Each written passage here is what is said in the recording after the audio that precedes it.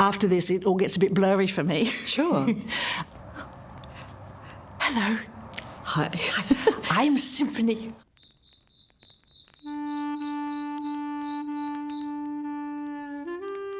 From the moment she could form thoughts, the person meant to protect her became a storm of unrelenting cruelty, shattering her body, her mind, and the idea that love could exist in this world. The invasions left wounds no surgeon could fully repair, scars that rewrote how her body experienced safety, belonging, and even the right to exist without pain. You don't survive something like this by being strong. You survive by disappearing.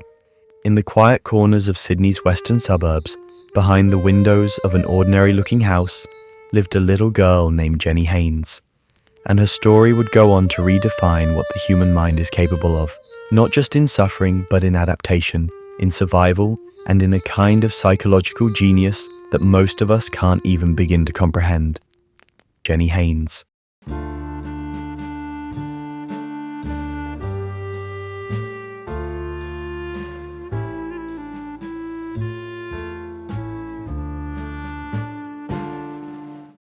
What happens when a child is exposed to horror so profound, so incomprehensible, that her very soul begins to fragment? What if the only way to live is to stop being just one person? This is not a story of madness.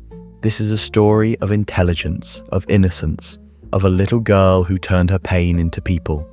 Jenny Haynes has dissociative identity disorder, DID, a condition once dismissed, ridiculed, even labeled as fantasy.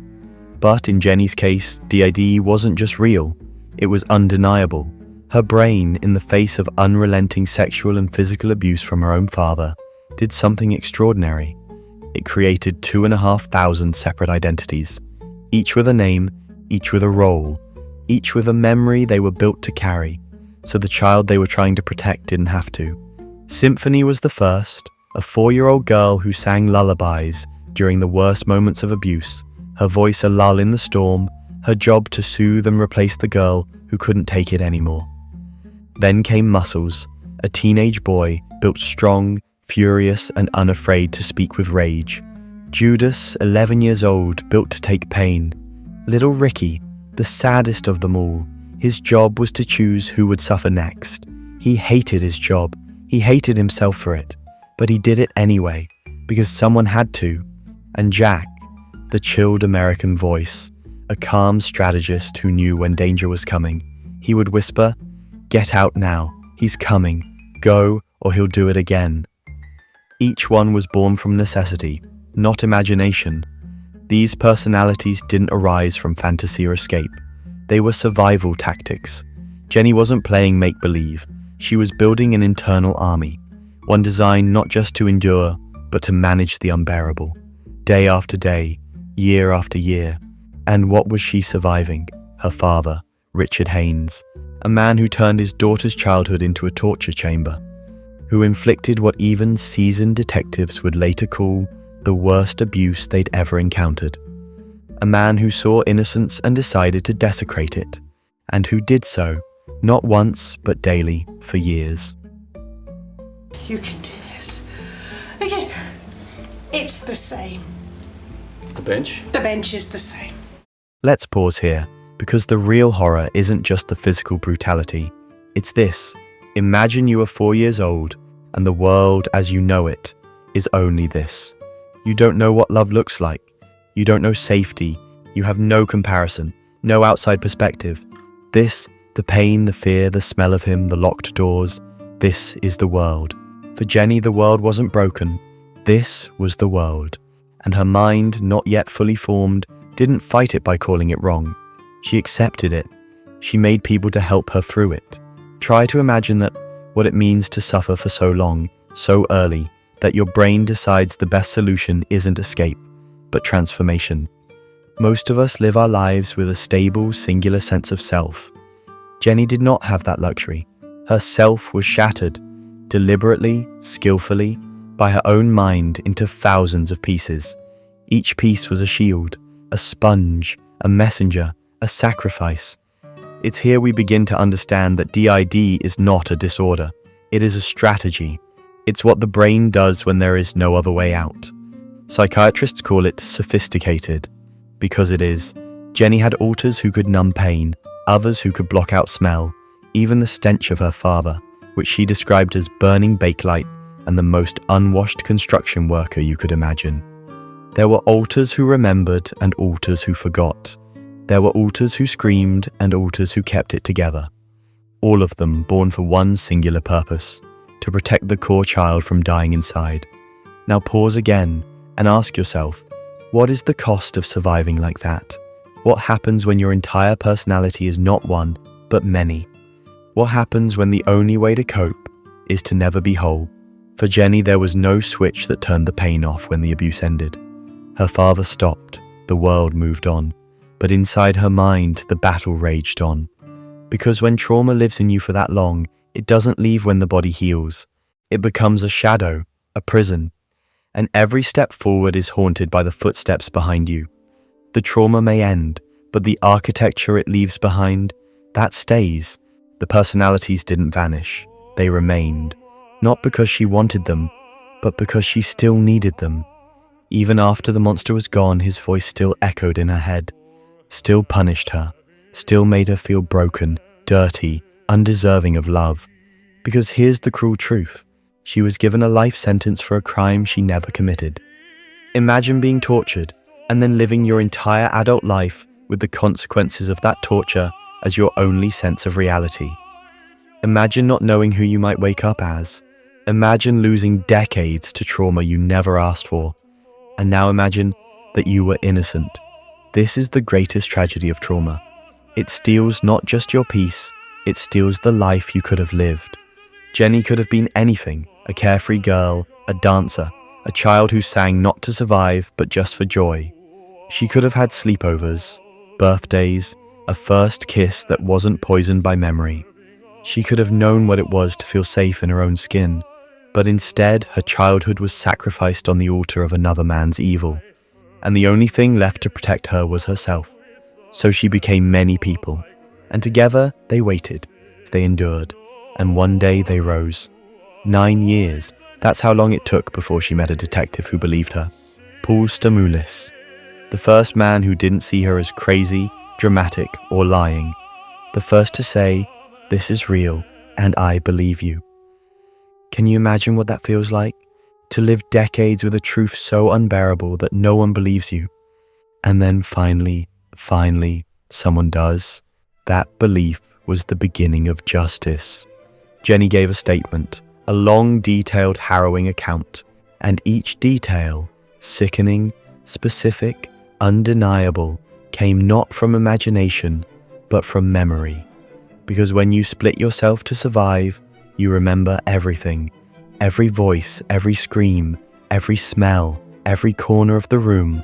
Her mind was a map of hell, and she read it out loud. Her father was extradited, he faced court. And when the day came, Jenny didn't just testify, she brought her entire army to the witness stand. For the first time in Australian legal history, a person diagnosed with dissociative identity disorder testified through multiple identities in court. Symphony spoke, Judas spoke, little Ricky, hesitant, devastated, trembling, spoke. Each one took the stand with a voice, a memory, and a story. Each one, a guardian of Jenny's pain, finally given a microphone, and the world listened. Richard Haynes was sentenced to 45 years in prison. But this isn't a happy ending, not exactly, because what Jenny lost can never be returned. She didn't just lose her childhood, she lost herself, her sense of wholeness, her right to move through the world as one cohesive person. What happens when justice is served, but the wound remains? Let's go deeper. Let's step inside her mind, not as a clinical case, but as a child who didn't know what the world was supposed to be. Imagine you are 4 years old again. There are no news stories, no timelines, no sense of before or after, only now. And now is screaming. Now is pain. Now is being locked in a room with the devil and no one comes to help. What does a 4-year-old believe in that moment? Maybe that this is life, that this is what the world has to offer. And maybe she wonders if she was born broken. If this is what every girl must go through, if love is supposed to hurt this way, there is no outside perspective, no books to read, no words for what's happening, only the deep existential terror that maybe this will never end. And so her consciousness tries to leave, but the body stays, and the mind builds a castle, each room with a name, each door a lock, each identity a key. And she survives, not because of hope, but because the mind refused to die. That's what we don't understand about trauma, especially in children. When you're an adult, you might say, this is wrong. But when you're a child, you say, this must be the way the world is. And that belief is what breaks you, because you're not just enduring suffering, you're believing that suffering is normal, that the universe is a cruel place, that your pain is your fault. Jenny wasn't given a life. She was given a sentence, in a body she didn't control, with a voice that wasn't heard. Her father may be in prison now, but his shadow still haunts her. It lives in flashbacks, in sleep, in the way her muscles remember fear, in the corners of the room when she's alone, in the silence before a door creaks. He's there, not as a man, but as an imprint. He became the warden of her psyche, an internal prison guard that punished her for decades, even long after the physical abuse had ended. Imagine that, carrying your abuser inside you because you had no choice. Even in his absence, he tortured her. Death would have been a mercy, not because she wanted to die, but because, in a way, she already had. Imagine being imprisoned for 100 years, for a crime you didn't commit. Now imagine that prison is your own mind. This is the true cruelty of trauma. You don't just suffer it once, you relive it endlessly, and the parts of you that try to keep going are the same parts that are punished for surviving. But still, Jenny endured, and that endurance is not weakness, it's not insanity, it's genius. Every altar she created was a genius act of psychological engineering. Muscles, Judas, Symphony, Jack, Little Ricky, each one built to carry a different shard of pain, so she didn't shatter completely. We should not pity Jenny. We should admire her, because while some people hide their wounds, she gave hers names, and then, one by one, she let them speak. Now let us reflect, not just on the horror, but on the miracle. Jenny Haynes is a miracle, not because she survived, but because she fought, in ways most of us will never understand. There's a deep philosophical truth here, something most people miss. Innocence, when crushed, becomes wisdom. When love is denied, the soul becomes the teacher of compassion. Jenny didn't just endure pain, she understood it, she held it, shared it, transformed it. There's a quote by Carl Jung, "I am not what happened to me, I am what I choose to become." Jenny is not what happened to her, she is what she chose to become, a woman who stood in front of the world, broken, yet braver than most people will ever be. She is a lighthouse made of fragments, a mosaic of pain and brilliance, a living reminder that even when the world gives you every reason to disappear, you can still speak. And what a voice it is. So what now? Jenny continues to live, with her personalities, with therapy, with memory, and with grace. Not every day is good, not every voice inside her is kind, but she moves forward, one truth at a time. She shows us that healing is not the absence of pain, it's the presence of meaning. It's the choice to say, this happened to me, but I am more than it. And that's the lesson. Trauma doesn't define you, but how you carry it, how you alchemize it, that becomes your story. So if you're watching this and you've ever wondered, how does someone survive the worst thing imaginable? Here's your answer: by becoming many, by creating a voice when no one listened, by building a world inside yourself when the outside world tried to destroy you, and by remembering this, the most important truth of all: you are always innocent, you never deserved the pain, and you are not broken, you are still here, and that is enough.